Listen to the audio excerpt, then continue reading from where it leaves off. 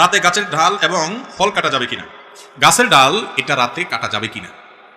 আমাদের গ্রামাঞ্চলে অনেক মা বোন এখনো রাতের বেলায় কোনো ফল ফসল ছিঁড়ে না, বলে যে এটা ছিঁড়লে ক্ষতি হয়, সমস্যা হয়। এগুলো সম্পূর্ণ ভুয়া কথা, ভিত্তিহীন কথা।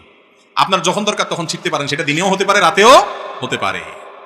অনেক মা বোনরা এরকম আছে, আমি নিজেও দেখেছি, যে একটা লাউ ছিঁড়ে দিবে, ছেলে ঢাকা যাচ্ছে নিয়ে যাবে, বলে না না রাতে এখন ছিঁড়া যায় না, একটু সকালে ছিঁড়তে হবে। এগুলো আমাদের মন গড়া মাসালা, কোরআন হাদিসে এরকম কোনো কথা বলে নাই। আপনার প্রয়োজন হলে কোনো গাছের ডাল, কোনো আপনার সবজি, কোনো কিছু এটা রাত্রেও ছিঁড়তে পারেন, দিনেও ছিঁড়তে পারেন। ইসলাম যেটা বলে নাই সেটা নিজের থেকে যদি বলেন সেটা কুসংস্কার, সেটা কখনো কখনো বেদাত হয়, এবং বেদাতের ঠিকানা জাহান্নাম হয়, ডেঞ্জারাস কথা।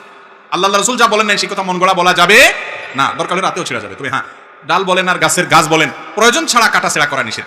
একান্ত প্রয়োজন নাই, তাও অযথা আপনি বৃক্ষ নিধন করতেছেন, এটা ঠিক না।